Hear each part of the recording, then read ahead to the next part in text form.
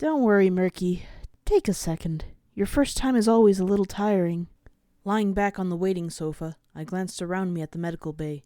Apparently it was just around the corner from the science room, the same way I'd seen the specter disappear to before I'd gone in myself. Glimmerlight had come down this way, finding her own route. According to her, the memory orb had ended about 10 minutes ago. I'd just been so exhausted that it had actually put me out. She had carried me here to rest it off until my mind recovered. Looking up at her now, I saw her holding one of the spell orb cases and wondering. I noticed your ear was in a bad way. Well, we both are. How did you know? Glimmerlight just grinned, looking around the orb case. I am not a healer, but I can spot someone holding something a lot. I hadn't reached the healing part of my initiate training before I left Buckland Cross. But hey, I can diagnose a few things by sight. Basic triage, that sort of thing. As I said, you'd be surprised at how many little talents I've picked up. Don't expect me to go identifying illness, though. All we were trained to look for was internal injury and to best judge who got what potions first. But with this, well, here goes. Her horn glowed. Curling up on the couch, I watched as the orb floated out of the casing, drifting toward her horn before glowing brighter. A hazy blue aura, solidifying like the rings I'd seen around some planets in books. It began spinning before the entire orb dissipated. Glimmerlight sighed, staggering backwards and grabbing her head. How did that feel? Without a word, Glimmerlight held up her hoof, and with a flash of magic, I saw a scrape simply fade and knit together once again. Just like a memory orb. Kind of a weird sensation, really. Like I've always known how to heal with magic. Here, before it fades, lean forward. Obeying, I moved my head forward, feeling her horn move closer to the ruptured eardrum. If that was even the problem, I was no medic. But a cooling, tingly, and itchy feeling overtook my ear and most of that side of my head. A numbness faded in, then nothing. Before long, I realized it wasn't numb. It just wasn't hurting anymore. A headache that I hadn't even known I had just disappeared with a gentle sensation. Wow. Glimmerlight smiled, dealing with various scrapes, bruises, and cuts. I can feel it fading already. I don't think these prototypes were designed to be particularly long-lasting. Just a proof of concept they made with limited materials in this stable. Given my affinity with memory orbs, I can't help but feel I should take some of these to study. No doubt the Ministry of Arcane Magic Hub in Philadelphia has the full records and greater forms of this, if it even still exists. But just in case, we need at least one of these now I know they work for myself. This technology shouldn't be forgotten, but Red-Eye doesn't deserve it. Those 6 were the only prototypes I could find, but I've been kind of getting the impression that this stable doesn't really want anything taken. I hope it understands. Her head cast back out of the dark hallway, her horns light and my pitbuck mixed into a turquoise aura around us. But despite the light from the science room nearby, the corridors were still a dead zone. Glimmer's eyes tracked back and forth. A clearer head now, I could still hear ambient sounds. The stable, residents or not, was still very much alive. Call me crazy, Murky. Well, okay, I am, but even more so. I don't think the stable's all that dead. I can, well, feel memory orbs. Nothing unnatural, just that I can sense their magical presence, the spell that drives them. They're my thing. But in this stable, I can't help but feel it moving around sometimes. Moving memories, drifting around. She turned back to me, biting her lip for a second. I can't help but wonder if perhaps their research had some other effects on the final events in here. Anyway, let's just stay safe in here. Brimstone will be here soon. He knows where I went. Casting my memory back, both the Overmare and Sandy Sculpt had been obsessed with that. What was it the Overmare had said? Memories have power? Hadn't Glimmer said the same thing? This was getting too big, too forget it. Too fancy. Sitting up, I shook my head and quickly regretted it as my vision spun wildly. Feeling Glimmerlight prop me up, I sat back up on the couch, my hind legs dangling off until I got my balance back. It took me a second before I saw a Glimmer looking at me weirdly. What? You sure you're comfortable sitting like that? Like what? Like that? I don't know. It just feels normal to me.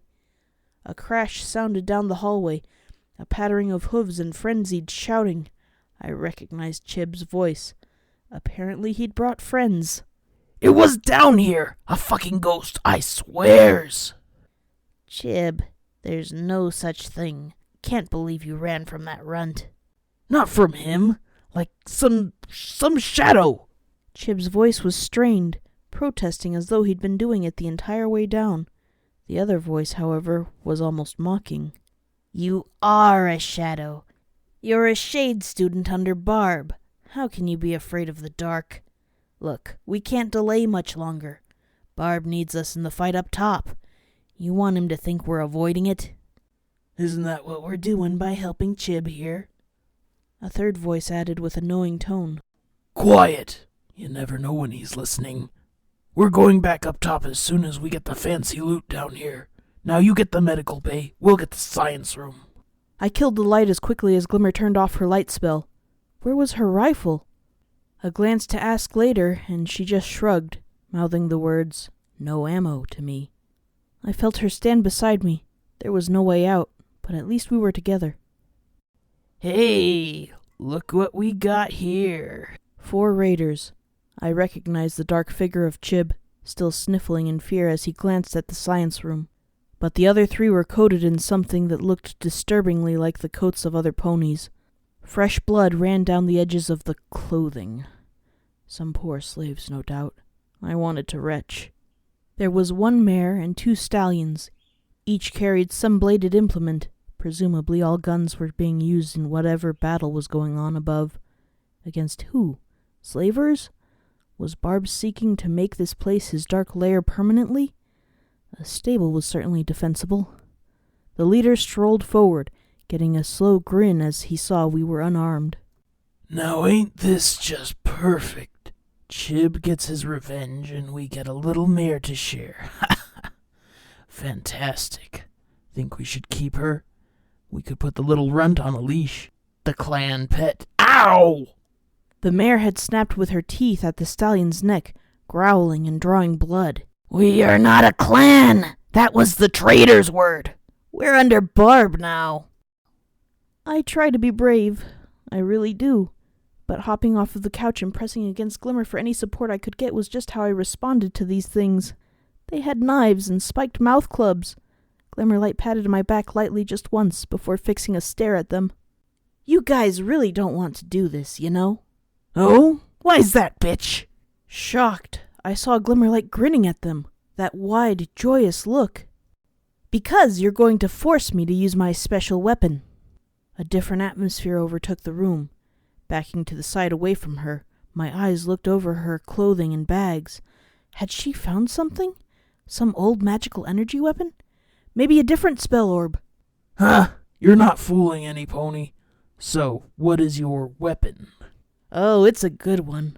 I got it right here with me. It'll blow you right down. All 4 of you. Yeah? Their eyebrows went up in mock surprise.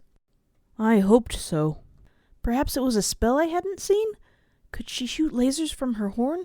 Or magic bullets? Maybe she could blast a huge rainbow beam.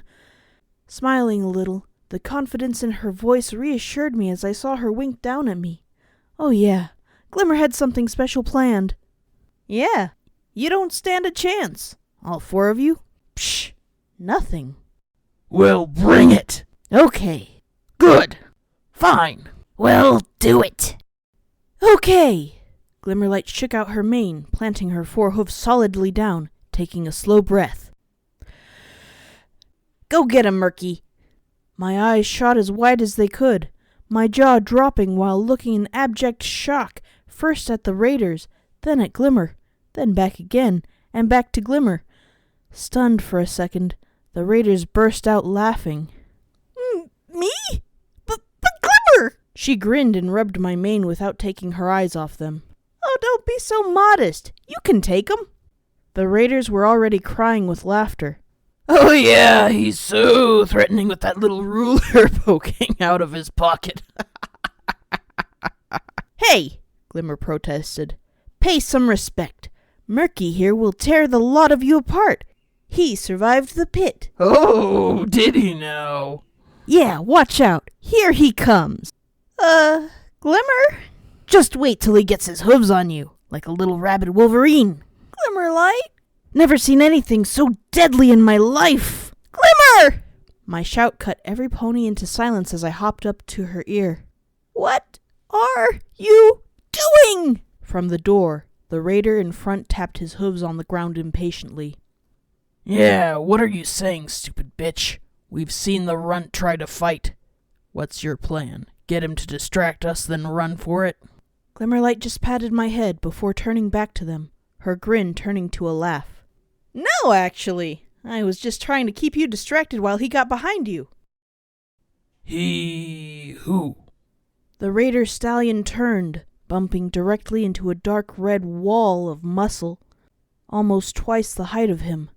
Very slowly, the raider's meek face looked up, and up, and up. Hi, Said Brimstone Blitz.